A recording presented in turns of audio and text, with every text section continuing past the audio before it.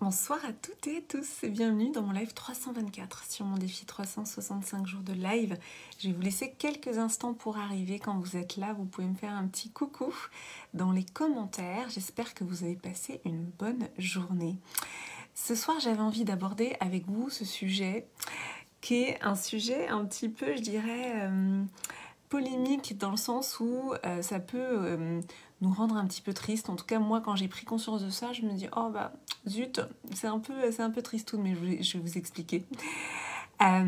Donc, je suis Clémence Martin, je suis la fondatrice de The Positive Place. Si vous êtes là, donc vous me faites un petit coucou. Si vous êtes là en replay, vous pouvez me mettre le hashtag replay. Donc j'ai intitulé ce live « Chacun d'entre nous vit dans son film ». Qu'est-ce que ça veut dire ? Chacun d'entre nous vit dans son film. C'est de comprendre qu'en fait, on est tous un petit peu dans notre bulle de perception. Et même pour une même scène, eh bien, chacun va vivre les choses depuis son prisme, depuis, on va dire, oui, c'est ça, depuis son film à lui ou à elle. Et quand je dis que ça peut rendre un petit peu triste, c'est que des fois on se dit, mais en fait, est-ce qu'on vit vraiment les mêmes choses en même temps ? Moi, c'était ça un peu ma réflexion, de me dire, mais finalement, est-ce que vraiment on est reliés les uns aux autres si on part du principe que chacun vit son film ? Alors, il y a plusieurs choses. C'est que quand on dit chacun vit son film, c'est de prendre conscience qu'on a chacun notre prisme de perception et que dans une même situation, eh bien, chacun des personnages, des gens qui vivent la situation ne vont pas vivre de la même manière. Et le meilleur exemple, c'est dans une fratrie. Si vous avez des frères et sœurs, essayez de faire ce test, de voir comment un événement, le même, aura pas du tout été vécu de la même manière en fonction des enfants. Donc par exemple, voilà, posez-vous la question quand vous êtes avec vos frères et sœurs, tel déménagement ou tel événement dans la vie de la famille, comment ça a été vécu ? Et vous verrez que chacun aura sa perception. Et c'est très drôle de faire cet exercice-là parce qu'en fait, on croit que des fois, on se raconte notre histoire. Donc quand je dis chacun d'entre nous vit dans son film, c'est qu'en fait on se raconte une histoire.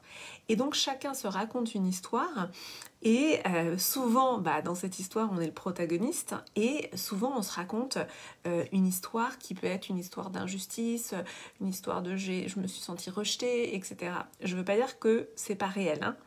C'est juste que c'est aussi un récit qu'on se raconte.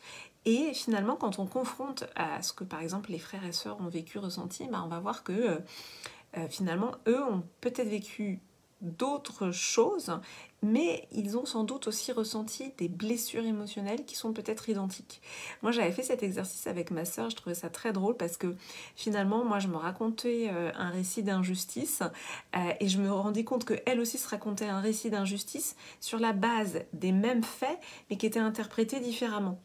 Donc c'est une mise un peu en perspective que je vous propose ce soir, c'est-à-dire de se dire, encore une fois, ça ne veut pas dire que les blessures sont pas réelles, hein. Moi je suis experte en guérison des blessures émotionnelles parce que justement j'en ai énormément souffert, donc je ne veux pas dire que les blessures n'existent pas, je veux juste dire que on a chacun, on est depuis un point de vue qui fait qu'on va avoir un prisme de perception qui fait que finalement sur un même événement, eh bien on va se raconter chacun une histoire différente.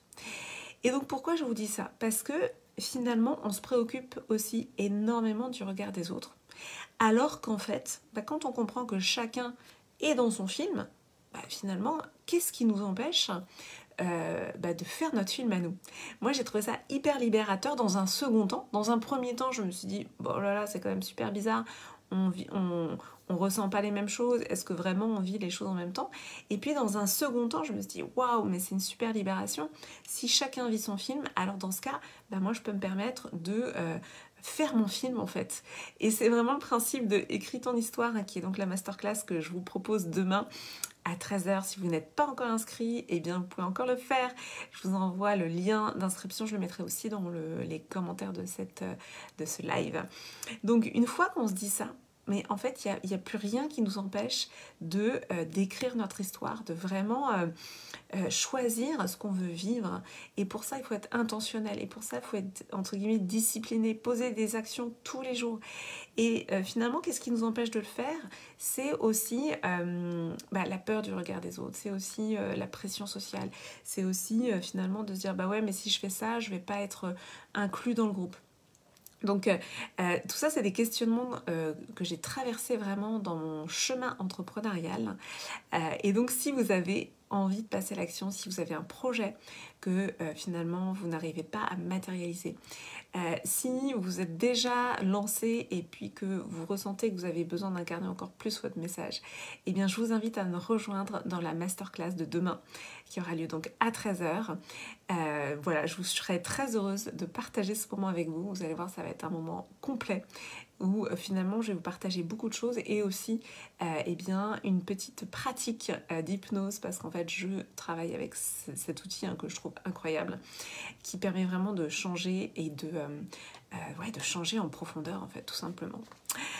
Merci beaucoup à toutes celles et ceux qui étaient là en live. Si vous pensez que quelqu'un a besoin d'entendre ce live, eh bien n'hésitez pas à lui partager.